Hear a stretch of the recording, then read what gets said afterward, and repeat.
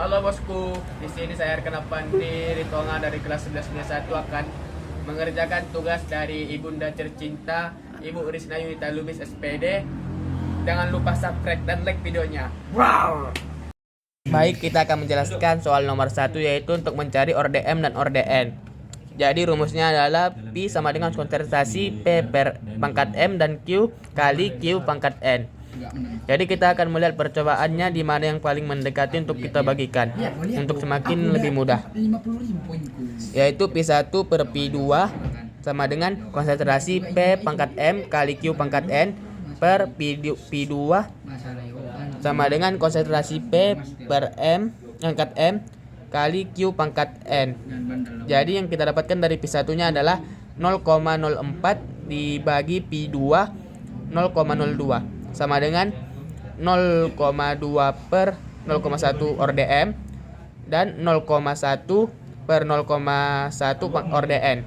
Jadi kita dapat 2 sama dengan 2M 2 pangkat 1 sama dengan M-nya menjadi 1. Jadi kita akan mencari ORDN, yaitu Pi3 per Pi2 sama dengan konsentrasi P pangkat M kali Q pangkat M per Pi2 kali Pi2 sama dengan konsentrasi P pangkat M dan Q pangkat N. Kita akan masukkan angkanya, yaitu Pi3 nya sama dengan 0,18 per Pi2 0,02 sama dengan 0,1 per 0,1 ORDM dan 0,3 per 0,1 ORDN. Maka yang ORDM-nya kita matikan saja.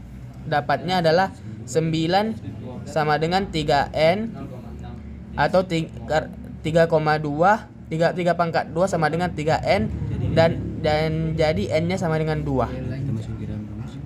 Kemudian kita akan masukkan ke dalam rumus sama dengan Pi sama dengan konsentrasi P pangkat 1 pangkat 1-nya kita tidak usah tulis dan Q pangkat 2. Baik, saya akan sini menjelaskan nomor 2 bagian B, yaitu jelaskan pengaruh konsentrasi terhadap laju reaksi berdasarkan pada teori tumbukan. Ya, pengaruh konsentrasi yaitu semakin tinggi konsentrasi semakin banyak partikel dalam ruang tertentu, sehingga tumbukan antar partikel akan lebih sering termasuk tumbukan efektif yang menghasilkan reaksi kimia. Dan saya akan menjelaskan soal nomor 3 bagian B, yaitu apabila keempat percobaan ini diukur, percobaan manakah yang memiliki laju terbesar? Jawabannya adalah percobaan D. Karena semakin tinggi suhu, maka semakin cepat laju reaksi, dan semakin pekat suatu larutan, maka semakin cepat laju reaksinya. Terima kasih. Oke guys, berikutnya kita akan mengerjakan soal nomor 4. Baik, yang kita ketahui adalah delta C sama dengan 0,002 mol per liter. Sementara delta T sama dengan 10 sekon. Ditanya pi atau laju. Jawab. Pi sama dengan delta C per delta T. Pi sama dengan 0,002 per 10 sama dengan pi sama dengan 0,0002 sekon. Kita akan menjelaskan nomor 5, yaitu A tambah 3B menghasilkan 2C tambah D. Yang kita ketahui adalah M1 sama dengan 0,9986, T sama dengan 13,2, kita ubah menjadi sekon sama dengan 792 sekon. M2 sama dengan 0,9746. Yang ditanya adalah laju. A sama dengan A tambah 3B sama menghasilkan 2C tambah 2D. Baik, kita akan mencari bereaksinya. Mula-mula bereaksi sisa. Jadi kita akan mencari bereaksinya, yaitu dengan cara mula-mula dikurang sisa. Ya, yang mula-mulanya sini sama dengan 0,9986 dikurang sisa 0,9746 dan menghasilkan 0,0240. Jadi Pi atau laju sama dengan bereaksi per waktu, sama dengan bereaksinya 0,0240 per 792 sama dengan 3,03 kali 10 pangkat minus 5 mol per liter sekon. Baik, di sini saya akan menjelaskan soal nomor 1, yaitu mencari orde total. Baik, sebelum kita mencari orde total, kita harus mencari orde M dan orde N. Jadi orde M adalah kita akan mencari percobaan yang paling dekat, yang paling sama. Ya, di sini adalah yang paling sama adalah Pi1 per Pi2 sama dengan K konsentrasi S pangkat M T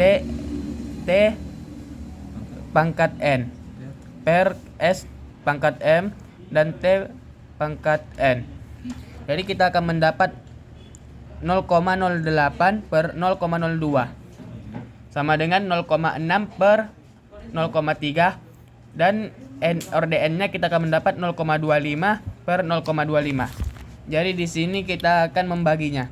Ya, kita 0,25 kita hapuskan karena udah hilang.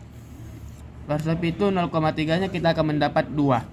Jadi 0,08 dibagi 0,02 sama dengan 4 sama atau 2 pangkat 2. Jadi M-nya sama dengan 2. Jadi kita akan mencari orde N, yaitu Pi3 per Pi2. K konsentrasi sama dengan S pangkat M T pangkat N per Pi2 konsentrasi S pangkat M dan T pangkat N.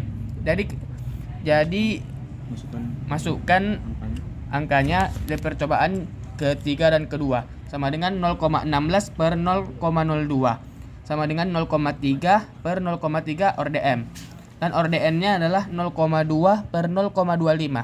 Jadi kita mendapat hasilnya di sini adalah 0,16 per 0,02 sama dengan 8 atau 2 pangkat 3, dan N nya adalah 3.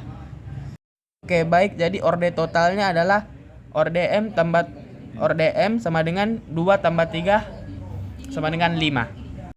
Baik, kita akan menjawab soal nomor 2 bagian perbaikan, yaitu jelaskan pengaruh suhu terhadap laju reaksi dengan berdasar teori tumbukan. Kenaikan suhu menyebabkan energi kinetik partikel bereaksi meningkat, sehingga jumlah partikel dengan energi melebihi energi aktivitas meningkat. Tumbukan efektif lebih banyak terjadi dan reaksi berjalan lebih cepat.